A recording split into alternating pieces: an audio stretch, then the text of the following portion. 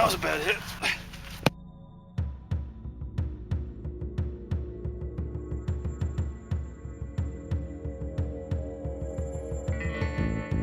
My name's Dave.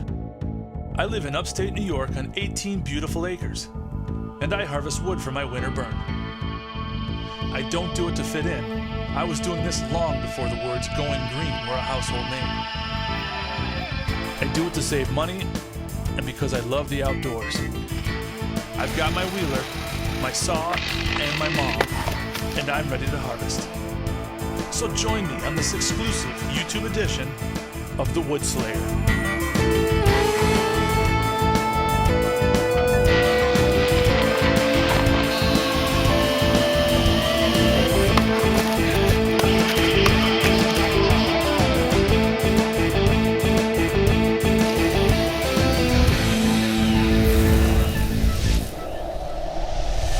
How you doing? My name's Dave, and today I thought I'd take you up in the woods with me on my last day of cutting. I live in upstate New York, and I burn wood throughout the winter. It saves a ton of money to the gas company, as well as we just love burning wood, and I love getting up in the woods and cutting. So I thought today I would take you up there with me, and I think my middle daughter is going to be with me helping. So this is just a little documentary about the last day of wood season 09. Alright, so this is a lot of what I've collected this year so far, and unfortunately my pile fell there. I didn't stack correctly on the first row. I think I just got lazy, but I think it's going to stay there, so we'll be okay. Got a total of about 18 acres that we cut. You can see up in the hills there.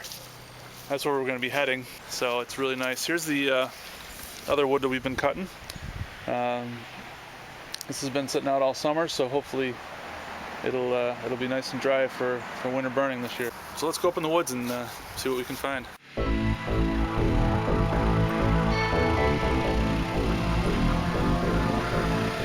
My home is a pre-Civil War home built in 1840. Of the 18 acres it sits on, 10 is mature forest. I often wonder as I ride these trails who this forest supplied fuel for before me.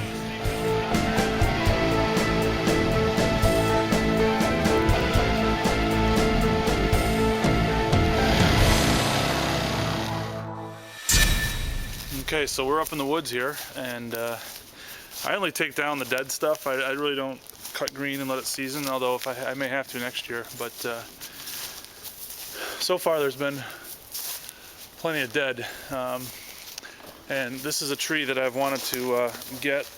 If you look up here, that's a nice dead white oak that I've been waiting to cut all summer. So it looks like it's in between a couple of trees. I'm going to try to drop it down that way and see if we can't get it to go right in through there. The main species up here is white oak, with red oak coming in a close second. I also have ample supplies of maple, hickory, and white ash, although the white ash population has been rapidly declining due to the disease known as ash yellows. But ash is great burning. It burns a little quicker, but we still like to burn it, and it smells great. So all right, let's get ready to cut this tree down.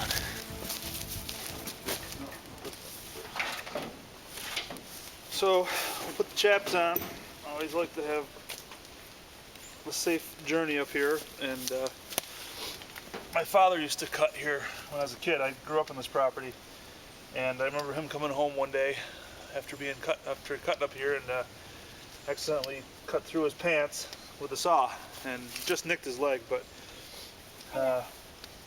ever since that, thank you, dear, I wear these chaps, and they're great. They work really well. And of course, my cutting helmet. For ear protection, eye protection, although with the glasses, a lot of times I'll just leave the visor up. All right.